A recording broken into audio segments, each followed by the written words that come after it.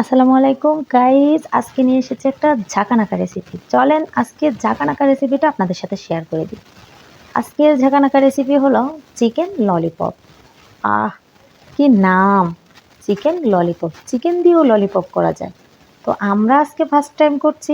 জানি আপনারা যারা দেখবেন অনেকেই অনেকবার করে অলরেডি খেয়েই নিয়েছেন।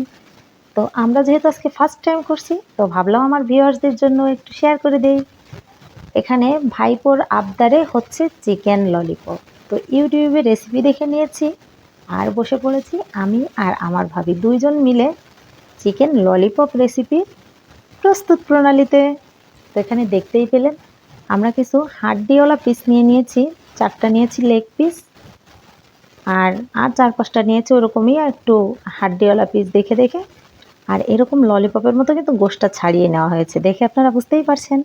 আর এর মধ্যে মাংসের যত প্রকার মশলা খাটে সব মশলা দেওয়া হয়েছে, যেমন হচ্ছে পেঁয়াজ, রসুন, আদা, জিরা, তারপর আর কি বলে গরম মশলার গুঁড়া ইত্যাদি ইত্যাদি যা কিছু লাগে সব কিছু দেওয়া হয়েছে।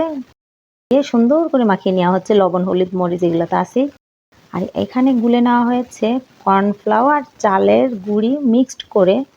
আর একটা বাটিতে আলাদা করে ডিম নেওয়া হয়েছে, ডিমটা সুন্দর করে ফেটে নেওয়া হয়েছে। তো মেখে কিন্তু কিছুক্ষণ রাখতে হয়, যেহেতু আমাদের বাচ্চা কাচ্চা 4-5টা ঘরের মধ্যে, আমাদের আর রাখার জন্যেই আমাদের কতক্ষণে ভাজা হবে।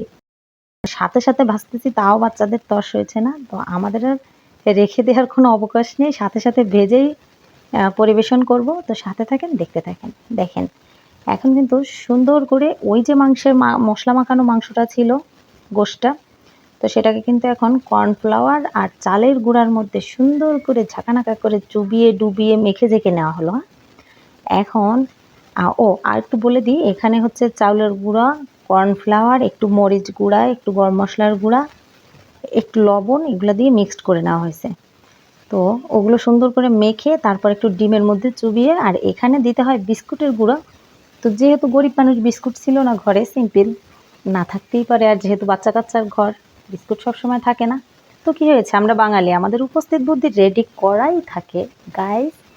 আমাদের ছিল মুড়ি, আমরা মুড়ি দিয়ে গুঁড়িটা তৈরি করে নিয়েছি। তো দেখেন প্রথমে কর্নফ্লাওয়ার আর চালের গুঁড়ার মধ্যে দিচ্ছি, তারপরে দিতে হবে ডিমের গুঁড়ার মধ্যে, তারপরে হচ্ছে মুড়ির গুঁড়াটা সুন্দর করে মেখে চেখে একদম ডুবো ডুবো তেলের মধ্যে ভেজে নিচ্ছি।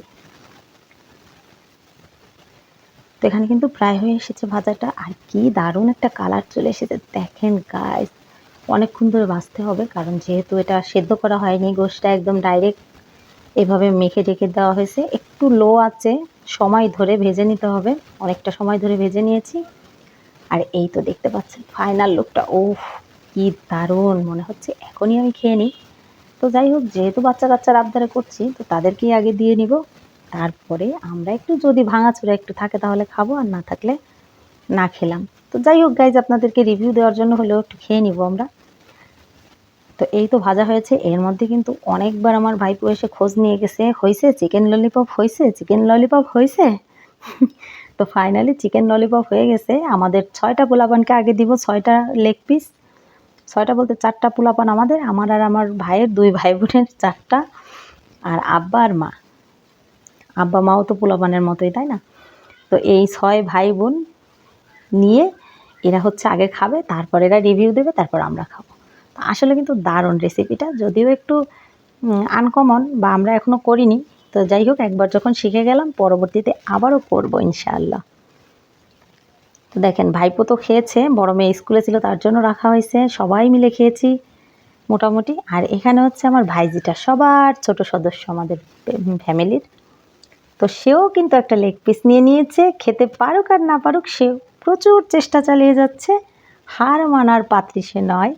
তো মাশাল্লাহ, সবাই কিন্তু মাশাল্লাহ বলে দিবেন, ঠিক আছে? আর দেখেন কি সুন্দর কিউট করে খাওয়ার চেষ্টা করছে, যদিও সে খেতে পারেনি, তারপরও সে কিন্তু চেষ্টা চালিয়ে যাচ্ছে। তো আজকের ভিডিওটা এই পর্যন্তই, সবাই ভালো থাকবেন, সুস্থ থাকবেন, আল্লাহ হাফেজ।